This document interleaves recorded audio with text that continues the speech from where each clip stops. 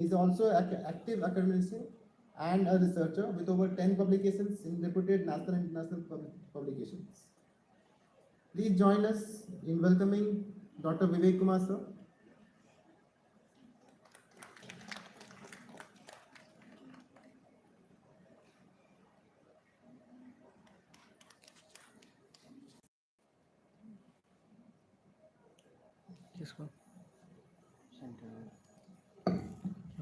Very good morning to all of you. First of all, thank you to the organizers for giving me this wonderful opportunity to speak to this wonderful gathering, especially to Dr. Gunjan for giving me this opportunity.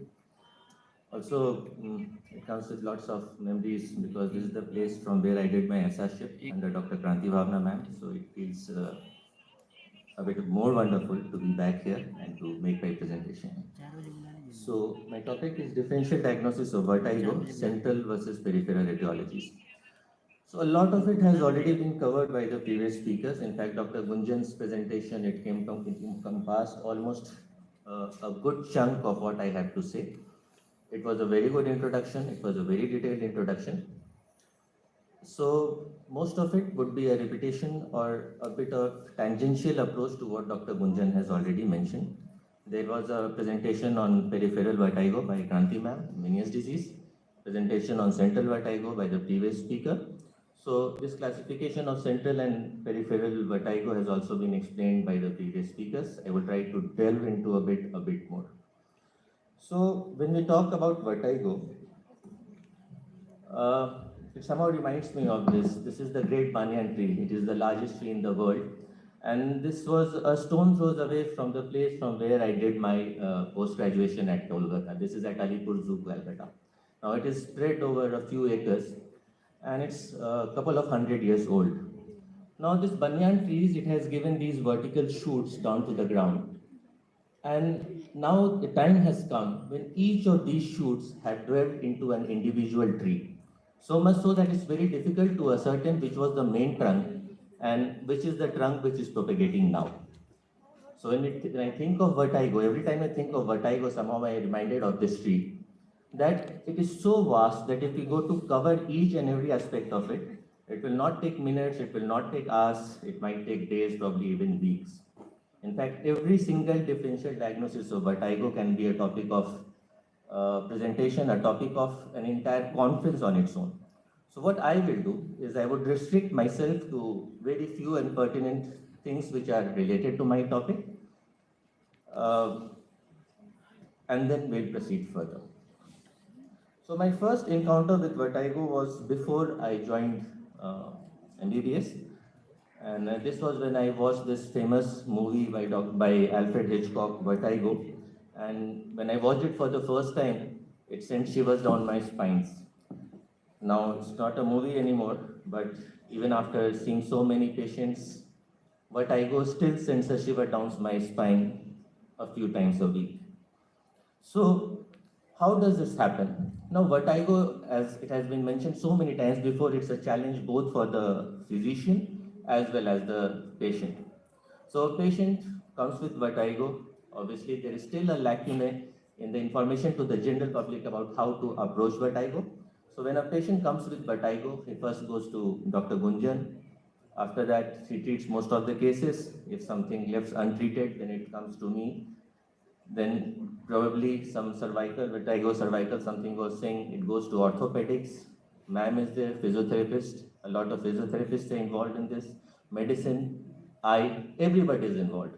And we all tend to have our chunk of the pie.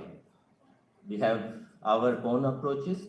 And that is why when ma'am said that a time has come when dedicated units to treatment of vertigo is the need of the hour. When a very concentrated approach to treatment of vertigo to give relief to the patient, that time has now come. And a lot of work is being done recently, and it's a very important topic. And lots of youngsters, even my postgraduate students, they are taking up vertigo as a very specialized field of study and practice. So if I have to summarize I'll start with the summary of my presentation only. And it can be done in just 3 questions.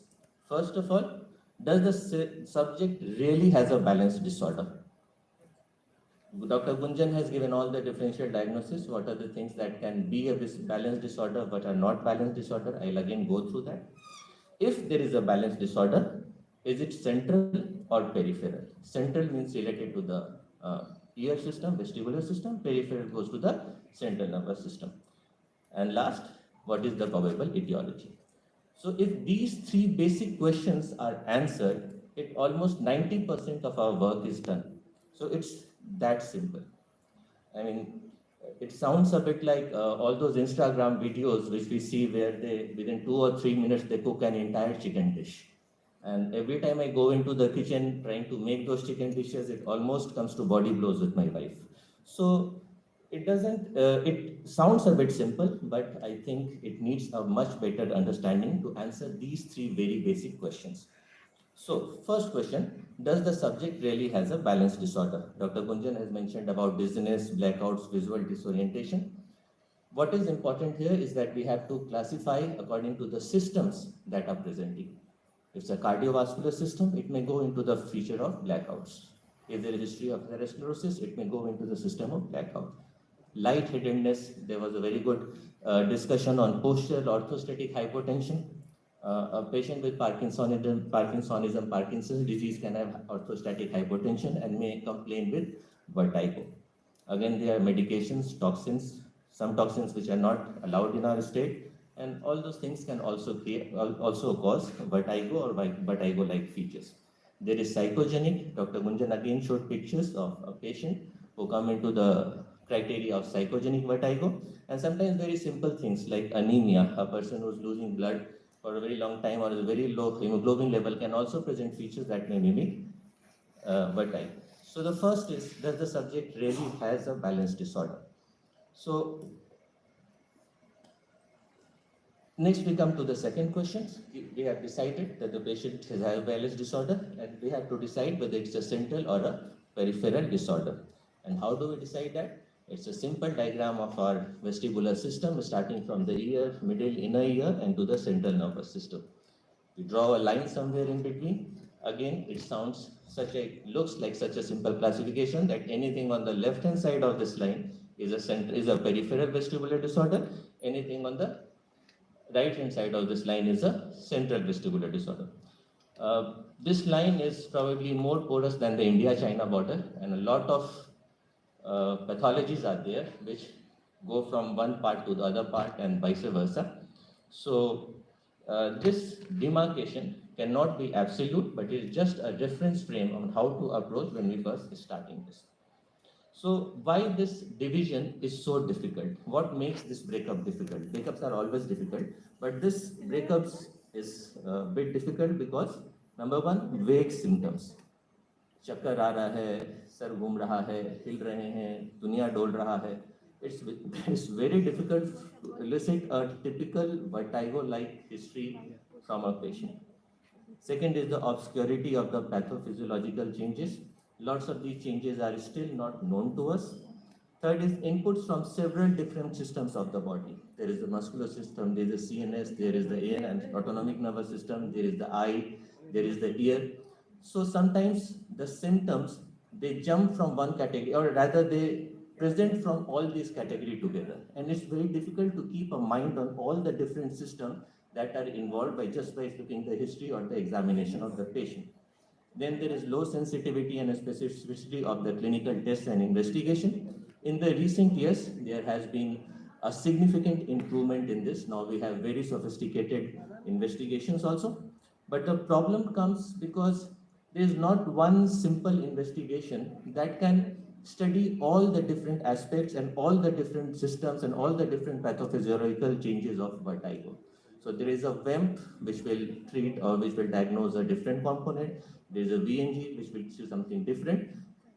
Sometimes working in a resource limited setting or a private setting which is not entirely dedicated to vertigo, this unavailability of resources, the latest resources, can be another thing which makes the diagnosis of this vertigo difficult. Then comes the central compensatory mechanism. If it is a peripheral vertigo, we all know that after some time the body compensates on its own, and then it becomes the diagnosing the entity even more difficult. And last, symptom complex as an outcome of pathological as well as physiological process. It might not necessarily be a pathological process only that is resulting in vertigo.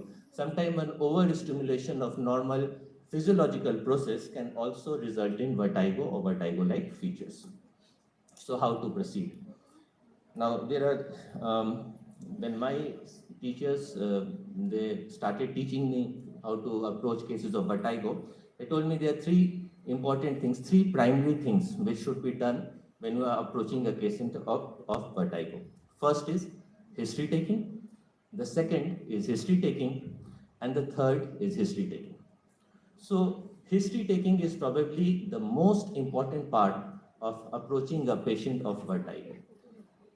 There is a, in life as in vertigo, there is a saying that with 20% of the effort, you can do 80% of the things. For the remaining 20% of the things, you have to put 80% of the effort. So for almost 80% of the patients of vertigo, just by a proper detailed history taking is more than sufficient to come to a conclusion.